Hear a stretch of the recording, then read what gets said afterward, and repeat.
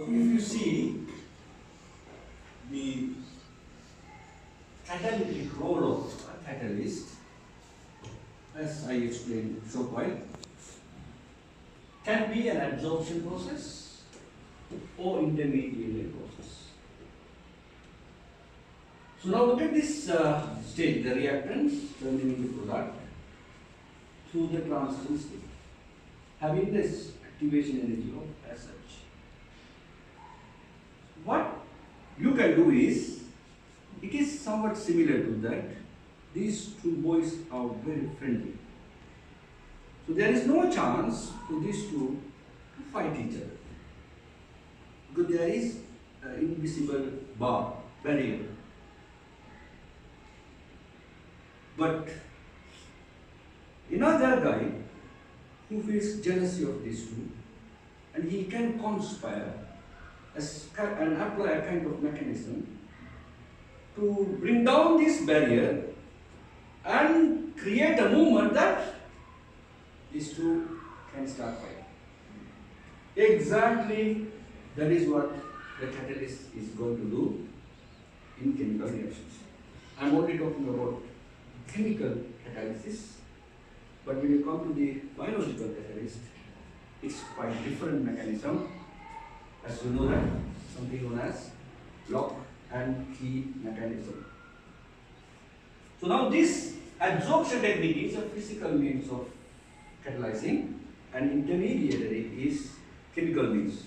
So what is exactly going the pathway is, if you are going for the physical method, the path will change in speed. But if you are going for chemical method, the path will go like this way. So what exactly happened here is, there is something known as intermediate is formed. But this one, there is no intermediate, it's kind of a physical support has taken place. For instance, if you think of a process, you use iron sulfurs to catalyze the reaction between nitrogen and hydrogen, where the sulfurs of iron will provide the opportunity or provision for the reactants to be absorbed randomly, which will definitely increase the pollution between the reactants. But on the other hand, if you take contact process, we use vanadium dioxide as a catalyst. So vanadium dioxide will change from its oxidation state from +5 vanadium to the low oxidation state while reacting. So some intermediate will form when the reaction takes place between sulfur dioxide and vanadium dioxide. Because the sulfur dioxide directly will not react with oxygen, because it has got very high activation energy.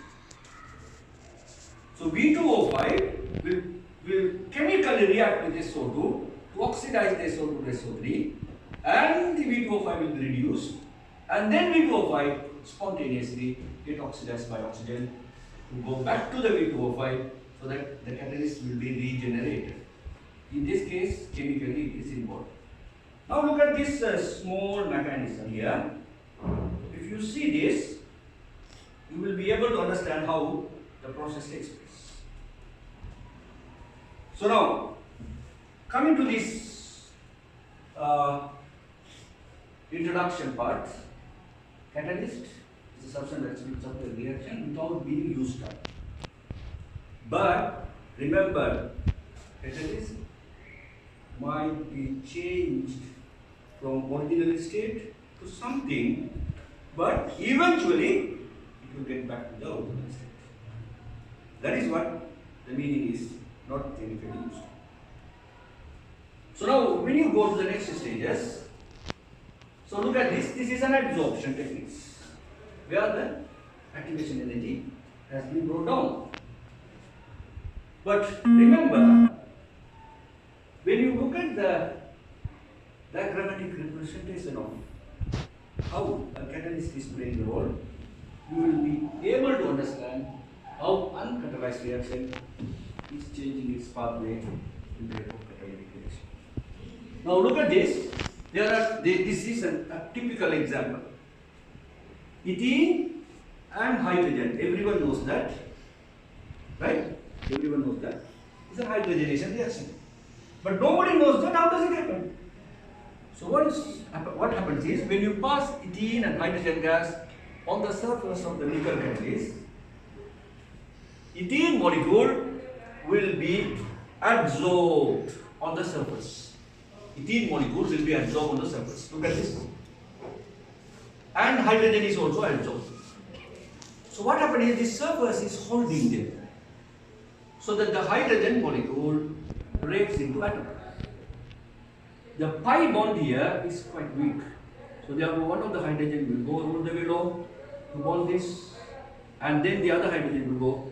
The ethene become ethane by the process called hydrogenation. So where nickel surface is providing a chance for this reaction to take place first. This is something called heterogeneous adsorption reaction and desorption mechanism, which is abbreviated simply